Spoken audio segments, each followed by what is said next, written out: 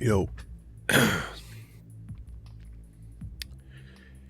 it's getting to the point for me where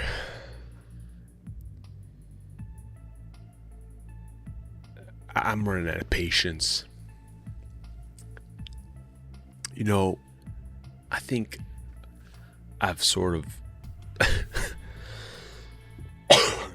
maybe sort of whole cloth adopted the friend enemy distinction mentality, and I just I just fire it off right away. It's like you make one comment, you say, three things, you counter signal this, you repost that, and I'm just setting you off. Like it's your friend enemy.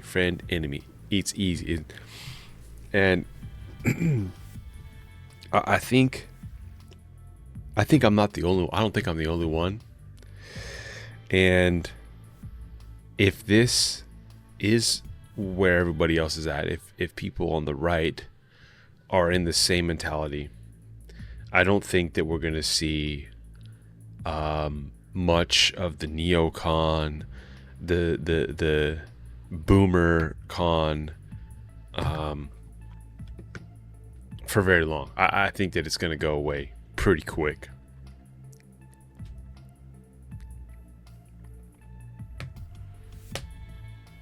And in fact,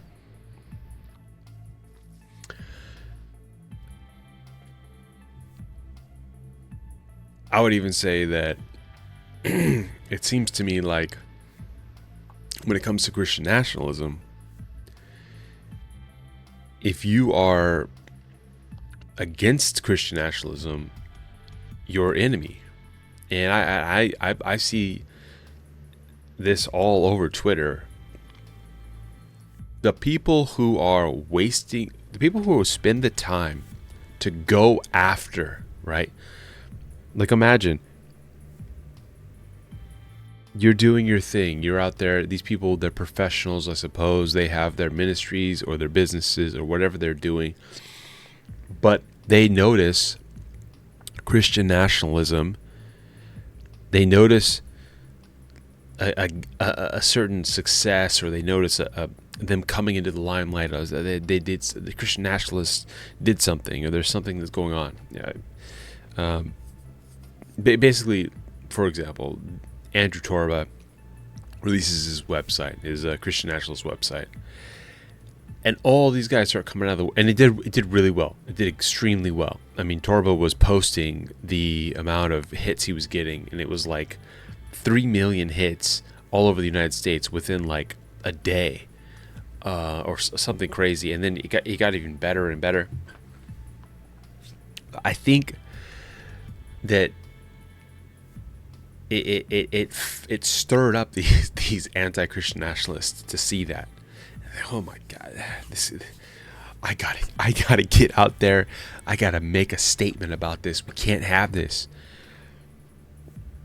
So it's all over Twitter. These guys are trying to,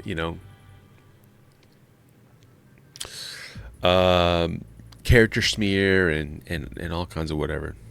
Well, it's just so odd to me. Like, do you really think you're going to make any impact at all? I can't understand what they think they're doing. Because let me break this down. The people that are doing this, they are the anti-Christian nationalists, right?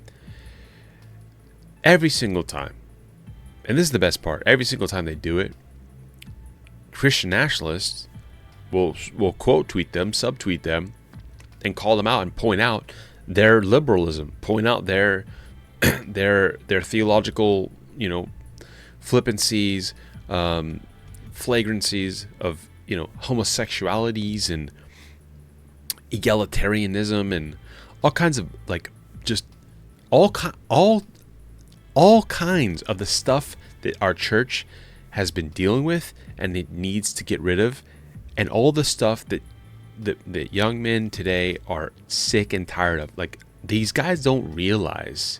I don't think they realize their ship is sunk. It is done. They are not They are not going to carry on. They're done. They are done. Not only that, but these sort of, maybe less leftist, the little bit more conservative types that are not really embracing Christian nationalism, that are sort of, they're like, that's a little too whatever for me. Even those guys, I think they need to realize that you can't hold out. You can't hold out anymore. You're going to get pit into one or another. Because of this friend-enemy distinction, you're going to get pit into one side or another. That's just what's going to happen. So they need to figure this out. And also, if they're conservatives, if they do want to see, conservative values and things prevail, they're going to need to join the Christian nationalists. And this is why, because Christian nationalists are actually doing stuff. They're actually winning. They're actually making the moves. The funny thing about these leftists and somewhat, the conservatives that aren't Christian nationalists, is that they don't realize that all this criticism of Christian nationalism,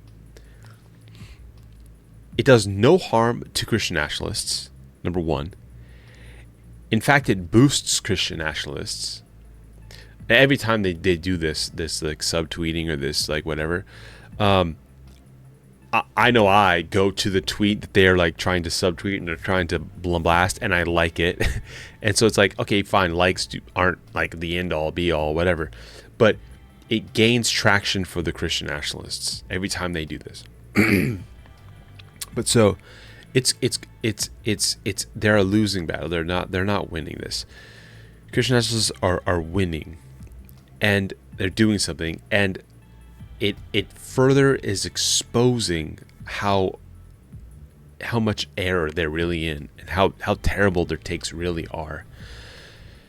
And so, then you have the conservatives that aren't really doing one or the other, more or less. Like, I'm not going to call them leftist yet, right, or anything, but they're sort of like not really on it with the CN. The fact of the matter is they can be not with CN if they want. They can say they're not with it, but it's going to come to a point where there is CN. Like, we are there, because the Christian nationalists are doing something. They're getting it there. I mean, it's just happening. It's just happening. They're doing something. These guys, there's the guys that aren't doing anything, and then there's the guys who are trying to combat it, and they're not doing anything, because the guys that are trying to combat it, again, they're losing. They're dying breed. And like, also, what are they even doing? Like, who do they think they're going to persuade?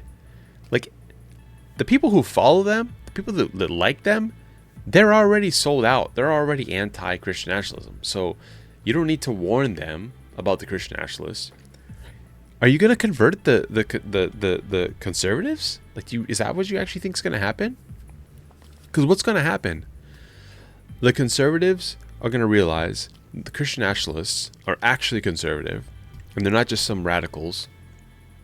And they're going to realize that you are a leftist, because we're continuously pointing out how leftist you are and how erroneous your views and your takes are, and how damaging they are to this nation, how damaging they are to the church, how damaging they are to the youth, how damaging they are to our offspring and our our entire project, whatever. You're not going to win. You're just not going to, you've already lost, okay? And not to mention, on top of all this, the culture at large, like outside of Reformed Christianity or Christianity at all, the culture is no more into this cancel culture attitude. They're no more into this liberalization. That pittered out under Biden. Biden proved to the nation that liberalism and all this cancel culture and all this whatever was sickening. It was disgusting. It was suffocating. It was a problem. So they're awake to that. They're red-pilled. The culture at large, they're red-pilled. You have tons of red pill, type influencers on the rise that are popular, and all the people say, "Oh, don't listen to him. Don't listen to him." Which is like, by the way, Like, do you think they're just saying don't listen to them because they said something you don't like, they used a word you don't like, or whatever? Do you think that's going to matter? No, it's not, it doesn't. It doesn't matter. It doesn't matter. That's, again, nobody cares about the cancel culture. What they care about is policies. What they care about is laws, rules, regulation. They care about what the government's going to do. They care about where our country's headed. Those are the things they care about. And if the people that you're trying to say cancel, cancel, cancel are saying the things that will help our country, if they're actually pointing out where the errors are and where we can fix things and where things need to go, and they're right about that, and they're actually giving good takes, good, solid advice and political, regardless of whatever else they say, people don't care. It's like, this guy can say whatever. Like, it's character is not the end all be all. I mean, look at Trump. Obviously, his character is not perfect. It's not great. He's not going to be your pastor. But it doesn't matter, because his policy, its charge, its leadership. That's what Christian nationalists are doing. They're taking charge, taking leadership. They're being bold. They're fighting against things. They're having courage. So there's no stopping. There's no stopping it. There's no stopping it. I don't see any reason to stop it. And in fact, I think that it's getting to the point where people are waking up so much, they're so red-pilled, that they realize, I think the whole thing is just going to collapse. I think the whole sham that, you need to be, you can't say this, you can't say that, you can't talk about that dictator or that one, and you can't do all this and that, and that's just so nasty and so wrong. Sorry, nobody cares. Nobody cares anymore. We can't afford food. We can't afford housing. We can't afford a family. We don't care about your pathetic ears being sensitive to words or language or whatever. We don't care. You look at what you say. Look at what you do. It's disgusting, and you attacking that just proves that you are an enemy. You are disgusting. So wake up. Recognize it. Shut up. Sit down. And thank us later when we save the nation. When the nation is saved. I don't even say we. I mean, I'm Christian nationalist, but I mean, the best I do is make a YouTube video here and there. I tried to worship the Lord in spirit and truth. I tried to work my job well, serve unto the Lord. I try to respect and honor my elders, submit to them, and I try to be a good citizen in society. I'm not littering. I'm not, drinking and driving and being an idiot. I try to, lately I've been trying to dress better so I don't have a sort of degeneracy of culture, that I'm promoting and that I'm taking care of. Like, I'm not going to walk around at Target or Walmart in my pajamas or whatever, this disgusting, like, idiocracy, fad that we've had since COVID. I mean, COVID really just decided, everybody just decided, oh yeah, we can just wear our pajamas everywhere because we're always home anyways. No, that is not it. That is not society. That is not civil. That's disgusting. Put on some clothes. So anyway, I really am at the point where I think that if you're not a Christian nationalist, you're on the losing side, and especially if you're against Christian nationalism. And I'm getting really fed up with these sort of trying to be coy, sneaky, trying to be, trying to say all these weird, like slanderous things about Christian nationalists and Christian nationalism. It's like, these people haven't listened to they haven't done the reading, and they're over here, having women elders and, excusing homosexuality in the church, and they think they have the social credit to make sort of any sort of impact.